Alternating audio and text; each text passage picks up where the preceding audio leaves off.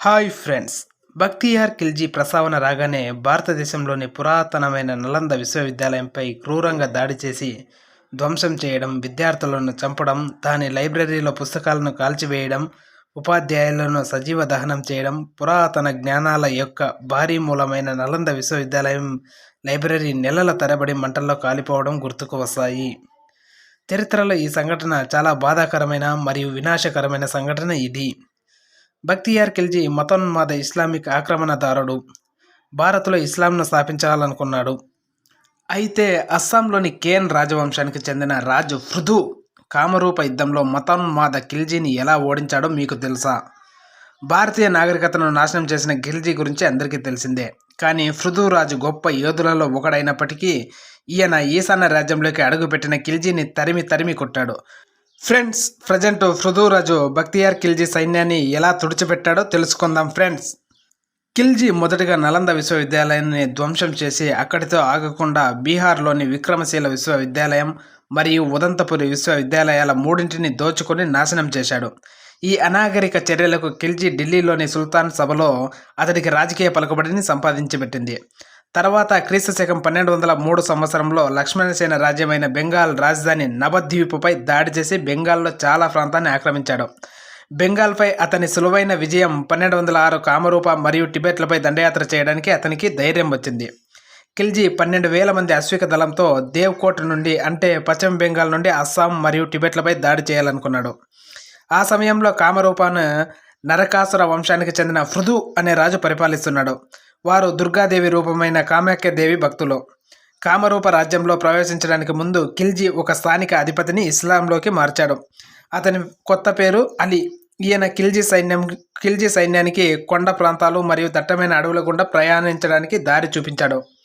కొన్ని రోజుల తర్వాత ఖిల్జీ సైన్యం కామరూప పొలిమేరలకు చేరుకుంది. అస్సాంలో ఉన్న కామరూప రాజు పృథుకి ఖిల్జీ దండయాత్ర, అతని శక్తుల గురించి తెలుసు. అందుకే రాజు పృథు మొదట స్కార్బెట్ ఎర్త్ ఫాల్సీని అనుసరించాడు. అంటే దీని అర్థం శత్రువులకు ఉపయోగపడే అన్ని రకాల వనరులను నాశనం చేయడం.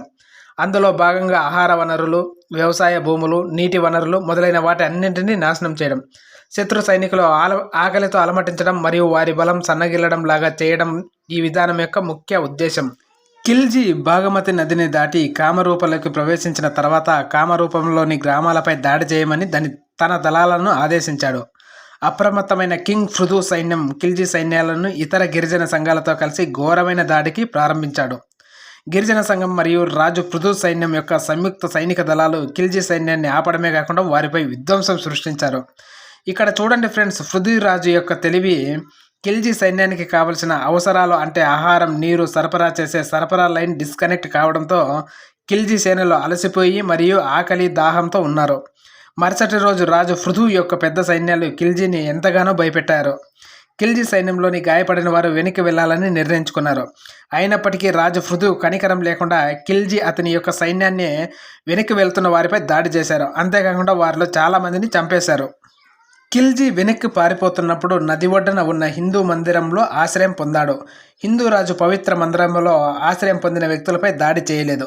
ఖిల్జీ అక్కడ శాశ్వతంగా గడపలేడని పృథు కింగ్ గ్రహించాడు. కాబట్టి అతను శిలసంకో అనే వంతెనను రాజు సైనికులు ధ్వంసం చేసినప్పటికీ నదిని దాటాలని నిర్ణయించుకున్నాడు. వారు నదిలోకి దూకి మధ్యలో ఉన్నప్పుడు నదికి ఇరువైపులా ఎక్కడా లేని విలువిద్యగాళ్ళు బాణాలు వేసేవాళ్ళు చుట్టూ చేరారు. అనేక బాణాలతో చాలామందిని చంపేశారు. ఖిల్జీ ఏదో ఒక విధంగా అయితే బయటపడ్డాడు, కానీ అతను నైతిక దెబ్బ నుండి బయటపడలేకపోయాడు.